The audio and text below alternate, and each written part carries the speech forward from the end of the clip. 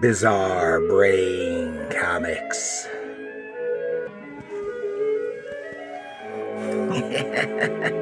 The Dark Librarian.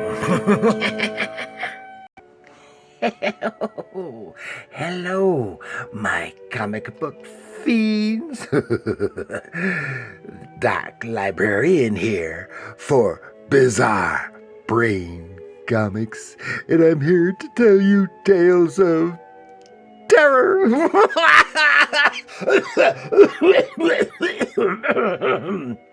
Oh, I just can't laugh like I used to.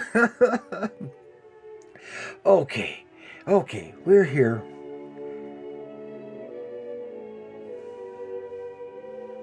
to take a look at this book here. It's Midnight, The Witching Hour. Yes, this is The Witching Hour, number, what was it, 67? From 76, 77, because it was bi-monthly. So 70, and it was December, January. So it would have come out in 76. This is a book, one of the books that I showed you about a week or so ago from a haul video from my local comic shop, and this is one of the freebie books that was there. And I've been kind of anxious to do this, and I have very few of the Witching Hour issues. So I was very glad to get this. They're there, but I just don't have too many of them. And I like them. I like all of the DC horror comics from the Bronze Age. Just aren't enough of them, you know. So, whoops. From The Witching Hour. As I said, The Witching Hour, number 67, 76, 77. Okay, it's a horror anthology comic book from DC Comics. It ran from 1969 to 1978, totaling in 85 issues. It had a couple of brief revivals, like in a one-shot and stuff like that. Which would a miniseries and a one-shot, which brings it back to up to 89, but we're talking in the Bronze Age, so it was 85. And it featured oh, froggy. And it featured the three witches as the horror hosts. That's Mordred, Mildred, and Cynthia. You can see them. Of course, that's Mordred right there on the cover. But you can see Mordred, Mildred, and Cynthia. Okay, and the title was originally edited by Dick Giordano. Oh, I wanted to mention that the three witches were apparently originally designed by the great artist Alex Toth. So, edited by Dick Giordano, and later editing job was taken over by Murray Boltinoff. And Nick Cardy was probably the most frequent cover artist, but he's not on this issue. So after the cancellation of the title, it was merged into Unexpected, where the witches moved over there. Now the artists and writers in this issue, there's one artist whose name I can't make out. He signed it. That's on the first page. It's just a one-pager, and I can't make it out. I think it says Ruiz, but I'm not sure. The other artists are Frank Redondo, Buddy Carnally, and Abe Ocampo. With the two writers that were credited were George Kashdan and Jack Phillips. Okay. Now I wanted to mention our horror host, the Three Witches. Now look at this, and it makes me think of really makes me think of the Three Witches from Terry Pratchett's The Discworld series. But of course, when you get a coven like this, and it's usually composed of the three witches, you get the crone, the matron, and the maiden. And then I got to think, well, that's like in Archie Comics with Sabrina the Teenage Witch. especially back in the 70s. It's before they made Aunt Hilda and Aunt Zelda young and pretty. Because Aunt Hilda was always the crone, Aunt Zelda was the matron, and then, of course, Sabrina was, was the maiden. I just thought I'd bring that up, just for fun.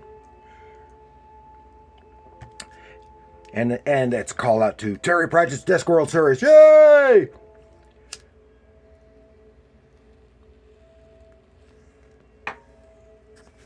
So, of course, whoever had this book before, long time ago, marked it up. Marked up the cover, and of course it's a pretty rough condition anyway. This cover was done by, drawn by Ernie Chua, which is more properly known as Ernie Chan, and inks by Vince Colletta. It has a really nice, real pretty wedding dress that our cover bride is wearing here. Here we see the witch Mordred right there, and it's this lovely bride seems to be getting married to a corpse. And our officiator is saying, "I now pronounce you man and widow." Yes. So,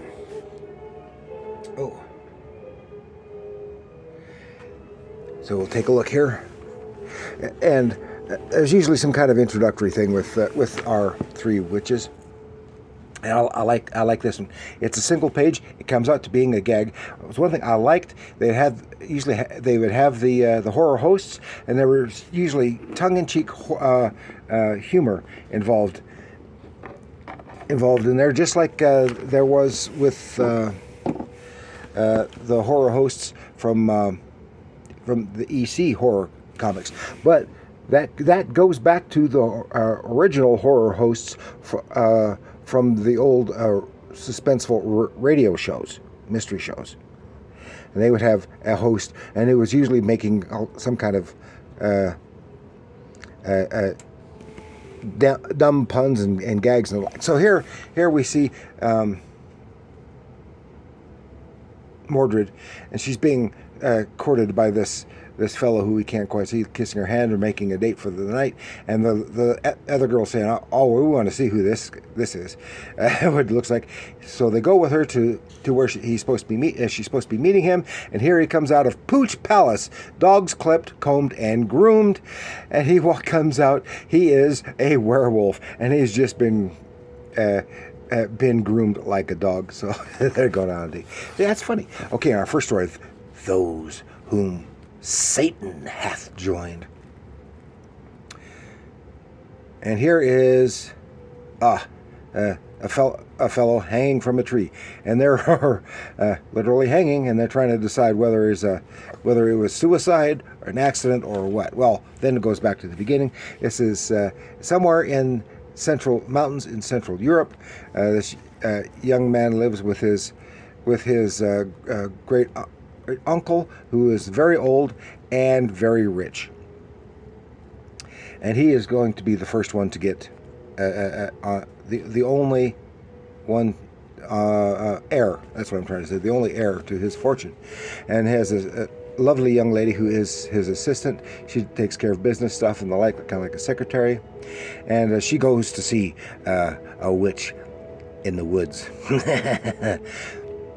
and does some conniving. They're going to make a contract. She's going so that she will wind up marrying the old man, and inherit his fortune. So the witch is casting a spell. Just a little reminder: witches and pagans and Wiccans do not worship Satan. Anyway, and she conjures a spell as the nephew is riding along, and looped vine catches him in the neck, and he is hanged. That is where we get our splash page. They're at the funeral, and she gets another thing that will gradually sicken the old man.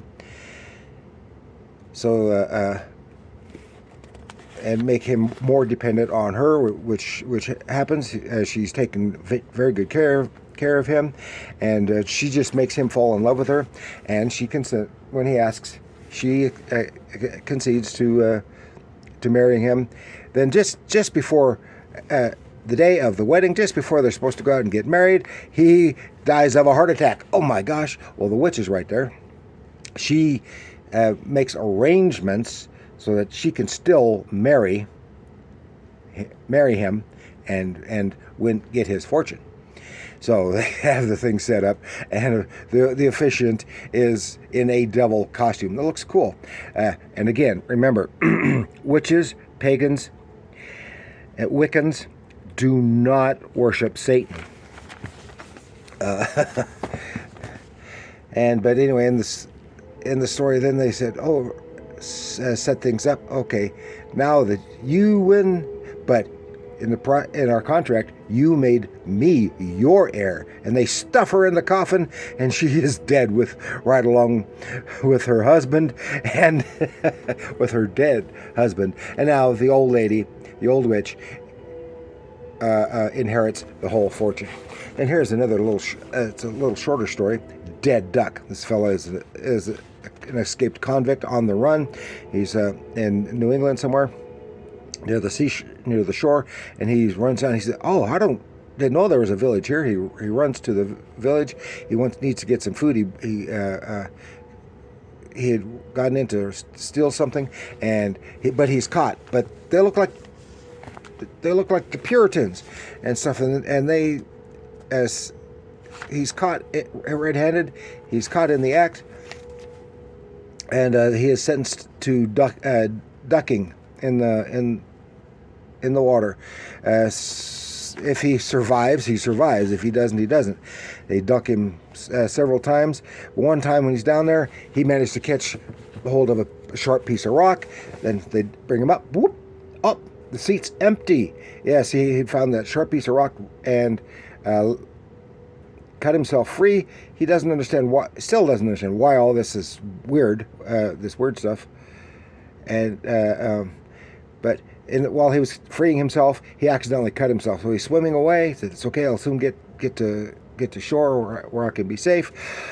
But the blood drew a shark close in, and well, chomp, chomp, chomp. Call him Chum. Eddie was free, all right. Free to be torn to shreds at midnight, the witching hour. Then we have Food or for Fear. And this is a fellow, this is a little like, I can't think of his name. Rich millionaire from the 40s, 50s, 60s, and 70s. He died in the early 80s, and he was a germaphobe. Had a movie about him. I cannot think of his name. Used him as a character in the Rocketeer movie. What is his name? Anyway, he's a germaphobe, and he's looking at his reflection in the mirror, and what he sees is he's old and decrepit, and he looks sick, and he feels, oh my gosh, what is it? Then we turn back. There is a couple of bad guys. They know this guy. He's holed up in this house. He never comes out. You can't even get into the place, and his food is delivered every day and is sealed in packages and stuff. So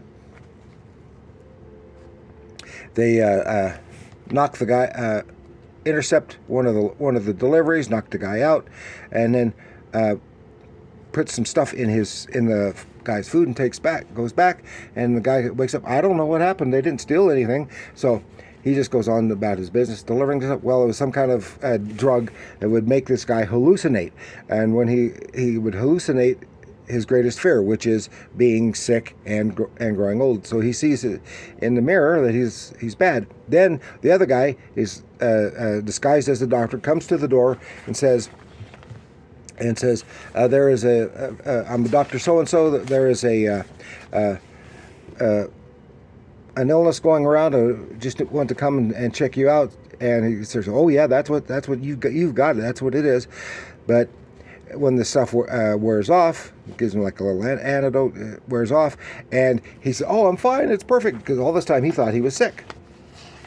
Well, then the guy says, says, "Oh, you're a doctor. You just what I need. You're going to stay here. You can never leave. You're going to be my doctor." So now I can't get out of here because they wanted to rob the guy and loot the place. So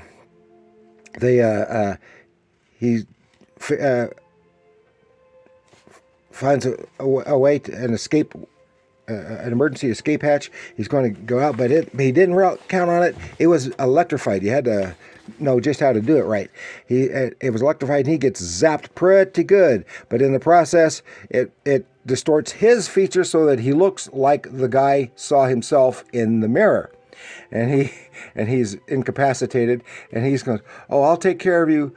Good. But it's a good thing you're right here because you know the cure, yada, yada, yada." And he's stuck in there. So that's very enjoyable. To me, anyway.